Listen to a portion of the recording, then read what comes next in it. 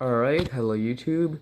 This is the Emerson Designer ceiling fan. Not premium, not Northwind. At the restore I called it a premium.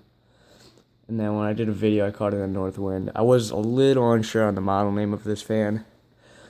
So, yeah, that's why I said what I said. Like I said before, the whole fan's actually absolutely flawless. I mean, there's no scratches on any of the blades. Light kit does have some scratching right there. It's not a crack, it's just a scratch. Also remove the fobs from the.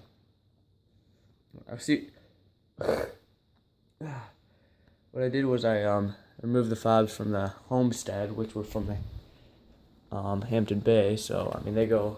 These are the fobs that came with the Emerson right here. So I exchanged those. Anyways, the reason I put it in here was because the glass on here is an exact match to the glass on the chandeliers. And then the white goes great with all of our doors, which are also white. Anyways, no one cares about that. Let's get into the fan. Here's the light. Demonstrate with two 100-watt incandescents, because that's what it can handle. So that's what I'm going to put in there. I'm thinking about putting LEDs in there, but the ones that I'm looking at are for some unknown reason like way higher than the other ones. 100 watts are like $15, and then the ones I usually get are $5 or $6. So let's demonstrate on low. And I kind of turned the light kit so the chain doesn't get snagged as much. Oh, and I forgot to mention, I do have a plan of putting a light switch here, a dual light switch. One for fan and one for light. So I'll run like a wire down into the wall and then two wires to the fan, one for light and stuff. Because I know how to do that. It's really not too complicated.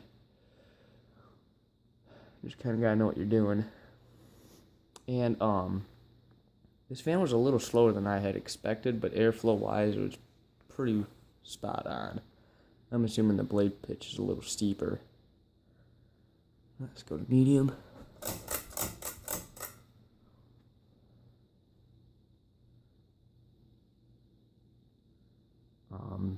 My parents actually gave me money for this fan. I bought it with my money, but they gave me the money because they like it so much. My dad originally didn't like it, but he said it looks really nice in here. Let's go to high. And even though, I lost my train of thought. Even though it is only two bulbs, it is a lot brighter. This is 200 watts. Before we had 240, but this still seems brighter. Getting a pretty decent air movement underneath it. This is probably how fast the Homestead spins on medium, but when the Homestead's on high, it's probably producing the same amount of air as this. So let's do off.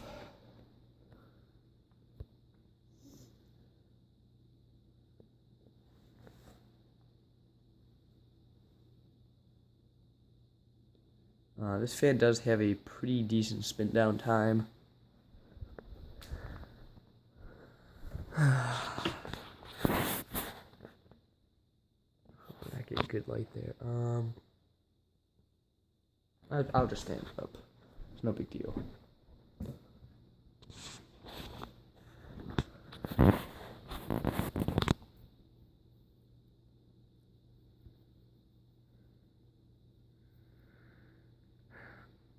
Yeah, I originally didn't really like the floral pattern here, but it's kind of grown on to me. I could have removed it if I wanted to because it's just clipped on.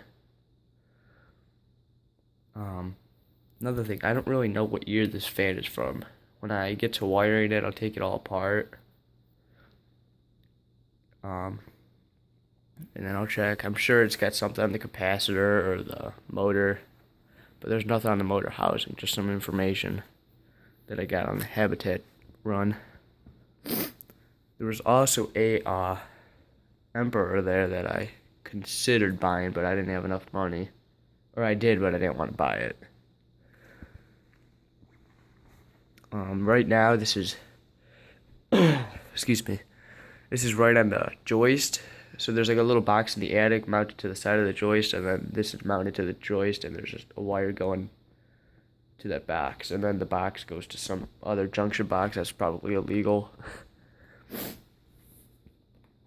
Because this fan, that chandelier are all on the same circuit. My fan was actually on the same circuit as well. Then I moved it to a different circuit because, as you probably know, that's way overboard. I mean, we didn't have any issues, but I decided it was probably a better idea. I actually get more surging now than I did before. There we go.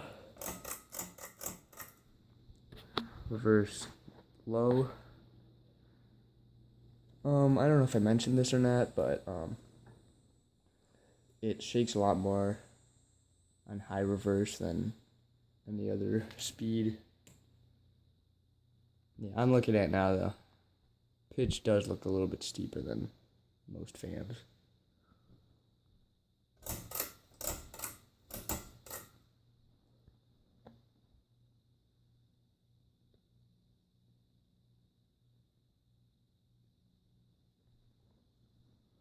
All right, let's go to high.